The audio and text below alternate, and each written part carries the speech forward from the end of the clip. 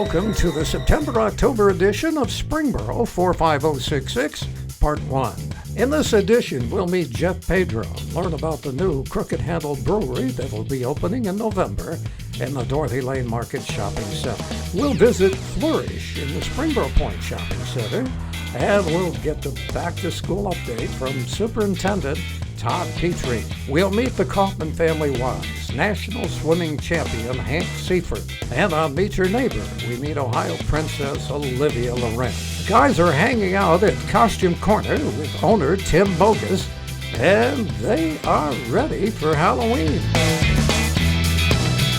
We are at Costume Corner. Merge. Hey, how you doing? Quick draw. Colonel? I guess I'm General Agenbroad. General Agenbroad, yes, sir. And look who we've got here.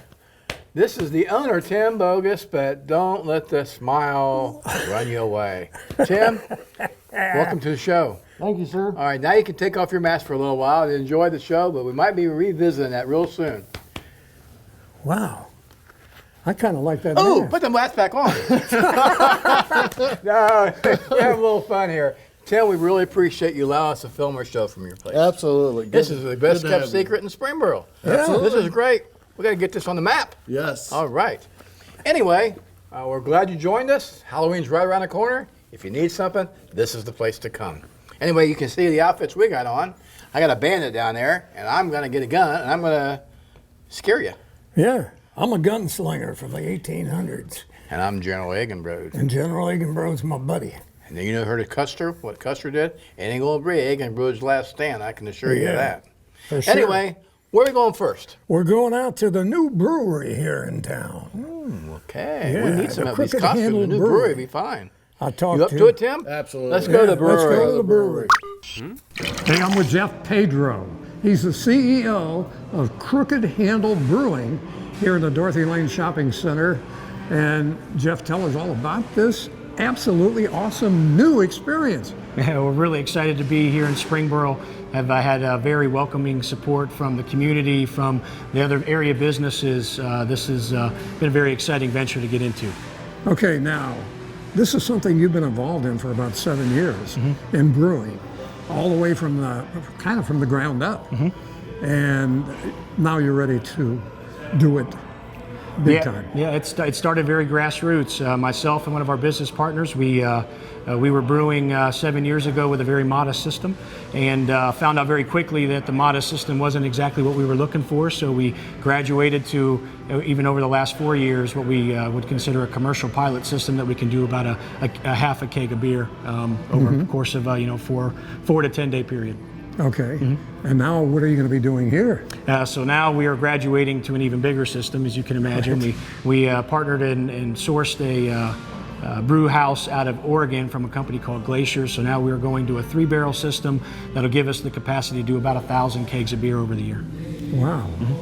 Okay, and tell us about the store here. This is, it used to be Hawesfeld, and they went out of business, had been vacant for a while, and all of a sudden you're here, and you're going to have your brewery here. The beer is going to be brewed right here. Yeah, right? absolutely. Yeah. Okay. When you walk in, you'll be able to see our system. It'll actually be part of the decor, which we find is very trendy in the craft beer market as we stand now. We've been benchmarking across Dayton and Southern Ohio, some of the other craft breweries that are popping up, and it seems to be the common theme that people like to see, feel, and touch. What they're drinking, why they're drinking, and that type of thing. But from this space, I can tell you that our original plan was not to be in a space this elaborate and this nice. We actually approached the property owners and the developer with maybe a smaller scale plan, and they liked our business model so much that they actually said, we got a better idea for you. And then the very next day brought us to this space, and within a matter of about 45 minutes, we put together this vision of where we're at today. Okay. Now outside, you're going to have outside seating? Yes, absolutely. Okay, and that'll be fenced in. And I understand there's a old-time barber shop going in next door, and you'll be able to sit out there and have a beer while you're waiting for your haircut. Absolutely. Yep. Absolutely. And that concept actually just was formulated in the last 2 weeks. And wow. I can tell you that business owner and as well as my co-owners are very excited about the potential of that. That's Absolutely. amazing. That's amazing. It Yeah, really yeah. is. Now in here, What about food? What are we going to do for food? So we are going to be we're a tap room only. Right. So at this point, you'll come in, you'll sample our beers. We'll allow any type of carry in. We actually are working on partnerships with area restaurants for delivery service. And I can tell you a very creative situation is that Dorothy Lane Market actually will be helping us with some of the food with a menu that you'll be able to order.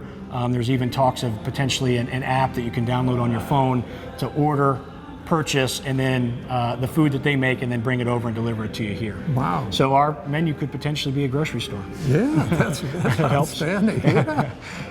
And when do you plan to be open? So at this point now, in order to ramp up beer production, we plan to actually be brewing beer by the middle of October, which would give us enough time, I will say very confidently, by the 3rd or 4th week of November, just before Thanksgiving, we should have our hard opening and be serving beer to the public. Okay.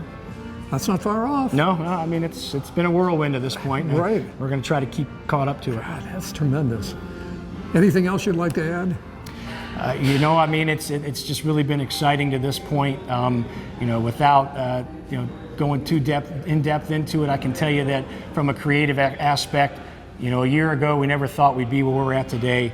But the people that we've kind of latched onto to get the plan developed to be where we're at today have just been, the influential part of getting us here. Sure. There has been a little bit of hard work up front, but it really has been the passion of what we've done and how we've got to this point from our experience brewing beer and having friends and family tell us about it and what they like about it, and then bringing all that together. It's just been, this craft beer thing has really been a big experience so far. That's amazing. Now, while we were talking, some of the artist renderings and what have you showed us what this looks like, or what it's going to look like. We want to come back when it's done. Okay. Can we do that? Absolutely. Can we come back in November and see the finished product? Absolutely. Okay. In fact, I'd like to see you guys maybe in October for a brief stint, and we'll have you guys look at the brew system and then actually see us in action, putting that'd be great. Putting grain to glass. Oh, that'd be awesome. Yeah, sounds good.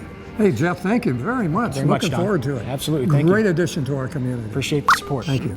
That is one awesome new place you've got out there, and I think it's going to do really, really well. Oh, yeah.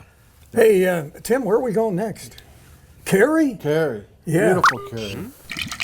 All right, this morning we're at Flourish Home, located in Springboro in the Roosters Plaza. I'm joined by Deborah. She is the owner of Flourish Home. Tell me a little bit, Deborah, please, about your store. Oh, thanks for having me, Carrie.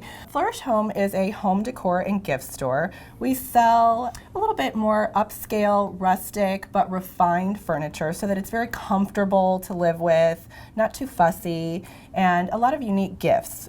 We find a lot of people love to entertain in their homes now and not go out quite as much as they used to, so we have a lot of things for entertaining in here. Wonderful, wonderful. Now, as I'm looking at you, I'm also looking at this amazing wall of chalk paint. Yes. Tell me a little bit about the Annie Sloan chalk paint. Well, that is really how we got started opening a retail store. We opened this store in May of 2013 after I had been using and selling the paint out of my decorative painting studio for a couple of years. And the paint is amazing. It is a no prime, no strip, no sand, no prep before anything. So it kind of makes it a game changer when you can just get on with your project and paint and realize it's almost instant gratification. It really is very fun to use. Amazing, amazing. And I'm seeing all these gorgeous colors. Yes, it comes in 32 colors, and Annie Sloan invented this paint in 1990, and she is a fine artist. So her colors are really true artist colors. They mix really beautifully together. You can lighten them with white. So you really can end up with an endless palette, even though 32 colors may not sound a lot when you think about what a typical paint store has for a fan deck. So the paint is awesome. You can just clean your piece and paint. It is a water-based paint, but there's no latex. That's really what makes it very different. So a latex paint is a film that sits on the surface. That's why you always end up with it chipping. This really bonds with it. It moves and breathes with your piece. You can even paint fabric with it because of that. Wow. It's just spectacular. There's almost no odor, zero VOC, so it's very environmentally friendly. And it's a two-part system. So the paint is very chalky and matte. That's where the name chalk paint comes from. So you paint your surface and then you seal it with a clear wax, which actually soaks down into the paint rather than sitting on top of it. And it gives it just a beautiful, beautiful hand and sheen to it and makes it durable, cleanable, wipeable. And the paint dries in like 15 minutes, so you can seal it with the wax and finish a project the same day. Wow, that's impressive. Yeah, it's fun. Also impressive is that you were telling me that Flourish Home has now grown to 3 locations. Yes, we have. All right, well, tell our viewers a little bit about that because it's very exciting news. It is exciting. So when we opened this store, my husband left his job as a journeyman electrician to do this because we realized it's a lot of work to do and I can't do it alone. And so he remodeled all of this store, and the paint really has proven to be such a popular product. It's probably the hottest thing in the DIY market right now, and the demand for it has grown so much that we opened a store last year in Columbus and this June in Cincinnati. Wow. Yeah. That's awesome. A little crazy. Really cool. And you had a baby in the middle of that. We had a baby in the middle of all this. Yeah, so now we have 4 kids, and all of this is our family business. That's awesome. That is awesome. Yeah. Tell everybody where they can find you on Facebook, online, Absolutely. telephone number, because I'm sure people will want to get in here and experience what we're seeing today. Yeah. So we have a website. It's flourishhome.com, and our name is spelled F-L-E-U-R-I-S-H. We chose the name Flourish because we want all of you to flourish in your creativity and have your home flourish. But you want to look pretty doing it, so we picked a little prettier spelling for it. Yes, we do. Yes, we do. And we do have a Facebook page as well, which is Facebook, just Flourish Home. We're also on Instagram and Twitter. So I love Instagram, it's very fun. And what are your hours here at the store? We are open Tuesday through Friday, 10 to 6, and Saturday, 10 to 4. And all the stores are open the same hours, and our phone number here is 748-8362. Awesome. Thank you so much. Come check out Flourish Home. You won't be disappointed. Thank you so much, Carrie. You know, that was good, Tim. You'll do just fine on this show. Yeah, I think we should make him a regular. I think we should, yeah. Speaking of regular, we're going to go find out from Todd Petro, our superintendent, what's going on with the fall at the schools. Welcome to the show, Todd. Thank you, Mr. Mayor. As you all know, over the past year and a half, we've been working on a new mission and vision statement. And a couple key points that came out of that really strike home with me were parents truly want authentic teaching in the classrooms and a connection through communication with the community. So out of that, our mission statement is we are epic. When we look at being epic, what that says to me is we're focused on all 100% of our students, not just the students who have passed tests. In Springboro, we're blessed with children who come to us most of the time from 2-parent family homes, and regardless of the situations, parents who are supportive and want their kids to succeed. Therefore, if we're able to bring our students into an educational environment that truly engages, prepares, inspires, and challenges, we're going to be setting them up for extreme future success. I also discussed that one of the things we learned through the mission and vision was a connection with the community. The community wants to have a voice in how the school district makes decisions, how we go about educating our students. And you know, for me, it was wonderful to hear that because my role as superintendent is to facilitate education within this district for all the community members and parents. So one of the things we've already done to establish that is on our website and on our Facebook page, I've opened up Ask the Superintendent Question website. And actually, we're already getting in a lot of questions. We've had issues on there from Jonathan Wright to various things that are taking place in our district. But I encourage you, even if it's not a topic we've discussed, but it's one that you at home would like to know more about, please post your question online to us. It's our job, it's my job to communicate with you to let you know what's happening in the school district. The school districts are here for the community, and it's our job to facilitate education for you. So at any point you ever have a question, you could call me, or if you would rather post a question, we'll get back with you within 48 hours typically. So once again, thank you. I hope everything's going well, and it's back to Mr. Mayor. As always, Todd, thanks for being on the show. Go Panthers this year in the fall for the football program, as well as all the other sports. You know, Don, summertime is gone. Yeah. Now people are ready to go back to the Y and work out. The bad weather is going to start up here in a few months and all the other things. I think you and me should take our gorilla out with us to the weight room and teach us how to pump some iron. Yeah. Anyway, that being said, let's go see David Thompson. Hi, David. Welcome to the show. Thanks, guys, and welcome back to the Kaufman Family YMCA. Today, we have a very special guest that we would like to introduce to all of you. This is Hank Siefert. Hank is one of our swimmers that competes on the Kaufman Family YMCA swim team. Hank is 16 years old and is just starting his junior year in high school. And we want to tell you, actually, we want Hank to tell you a little bit about the terrific accomplishment that he recently had at a swim meet here just recently. So Hank, tell us about the swim meet that you recently competed in. It was long course champs or nationals for the YMCA and every summer, and about 1,500 people for the meet. I think it's more girls than boys, but you know, I swam the almost every relay. I did not compete in the 400 freestyle relay, but every other relay I swam in. And I swam the 100 free, 200 free, 800 free, and the 400 free. And so, I mean, that's just an incredible amount of swims. Yeah. But two of those swims were really special. Can you tell us about those two swims? On Wednesday was the 200 freestyle. Came in with it was a 156 that I did at Champs a few weeks before. Didn't know what I was going to swim, didn't know how well. Prelims, I think I went a 154. I was second going in. Didn't know if I was going to win, didn't know how well I was going to do, didn't really think about it. I just kind of got in and swam at finals and felt good, happened to win. So Hank, you just competed in the YMCA's National Championship swim meet. And in that meet, you ended up winning the 200 meter freestyle and the 400 meter freestyle. Tell us about how it felt to win championships in those two events. It was pretty exciting since I've never won anything at nationals or anything on that level. Very excited when I was finishing up that 200 freestyle. I was like, hey, I'm about to win. I mean, just keep it going. Felt pretty good, really excited.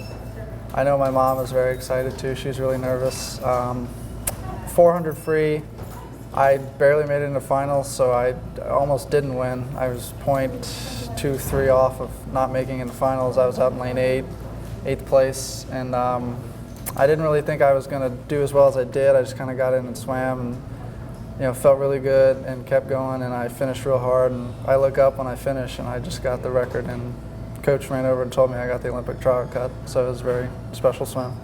Fantastic. But something else happened within the 400 meter free. You didn't only win it, but you set the all-time national record for the 400 meter free. What did that feel like? I didn't look at the record before I swam, didn't set that as a goal. I just kind of adapted to how the race was going, and I happened to pull away in the last leg of the 4 free, and I look up and I didn't know I got the record at first, so I took the goggles off and looked, and I was like, hey, I just got the record. It's pretty nice. That's incredible. And then after you got the record, you got even some better news. What was that better news? As soon as I had finished, a couple minutes after, my coach runs up and tells me I just got the Olympic trial cut to swim next summer. Wow. So what does that mean? After earning an Olympic trial cut in the 400 meter freestyle, what does that mean for you? I'll be swimming at the trials next summer in Omaha, Nebraska, with a chance to swim in the Olympics. That's absolutely incredible. So over the next year, what are your plans?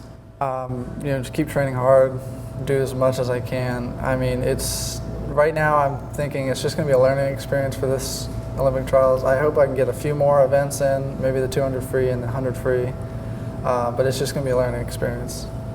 And if you were to make the Olympic team, when are the Summer Olympics? Well, trials are June, late June. June of 2016? Yes, and I don't know when the Olympics are, but I think they're August, I think. Okay, But so we they're start in right now. 2016? It'd be right about now, a year later. Okay, great. Over the course of how many years have you been swimming? I've been swimming since I was 11. Since 11 years old. Yep. And has that always been with the YMCA? I started off on a summer league team, and then that winter I joined the Beaver Creek YMCA. Okay, So- and you've been a member of the Kaufman YMCA swim team now for how many years? 3 years, about 3. And what's your experience been here at the Kaufman Y on our swim team? It's definitely been.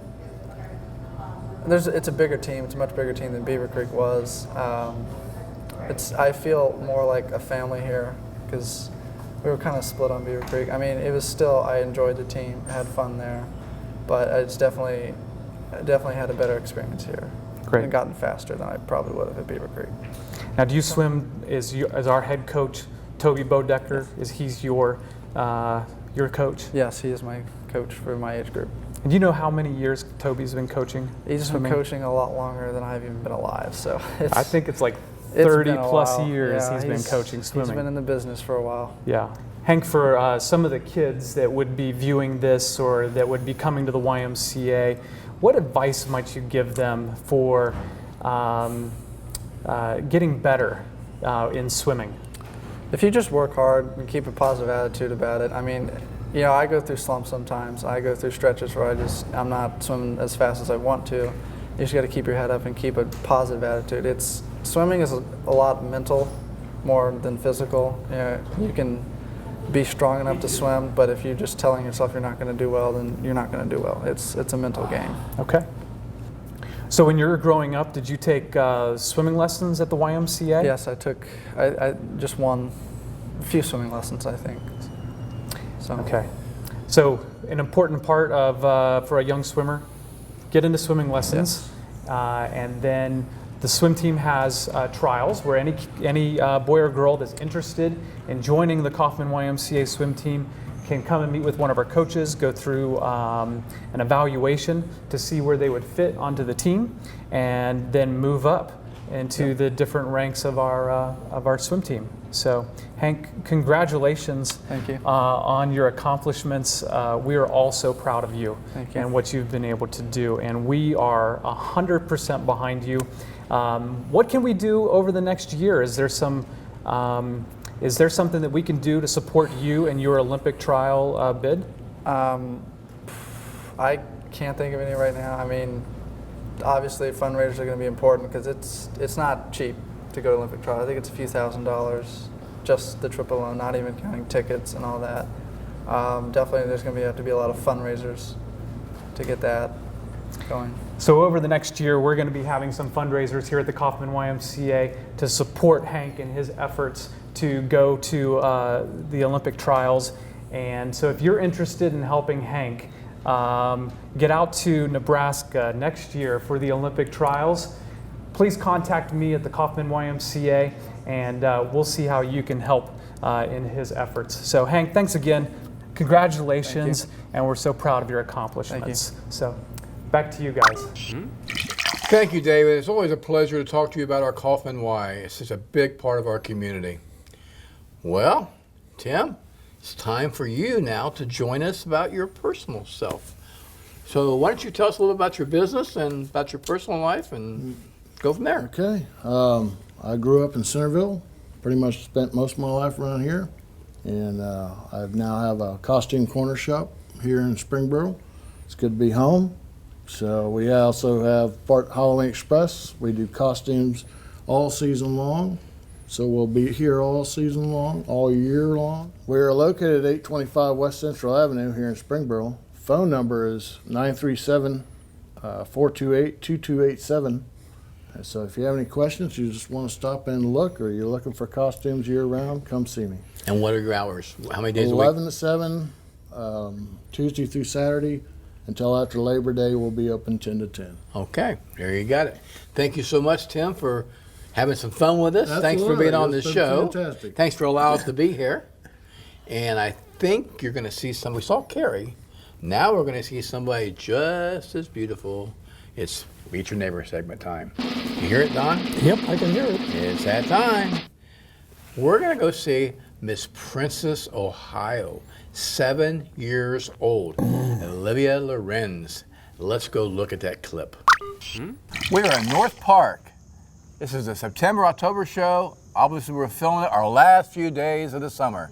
I'm with a special guest. I love the Meet Your Neighbor segment, but guess what? I have a 7-year-old princess here. Olivia, welcome to the show. Can you say hi to everybody? Hi. Hi. All right, well, we look cool enough. I guess we can take our sunglasses off now, okay? All right. Well, Olivia just made Princess of Ohio, and she's 7 years old. Is that wonderful or what? Why don't you tell us a little bit about, honey, how that felt to be...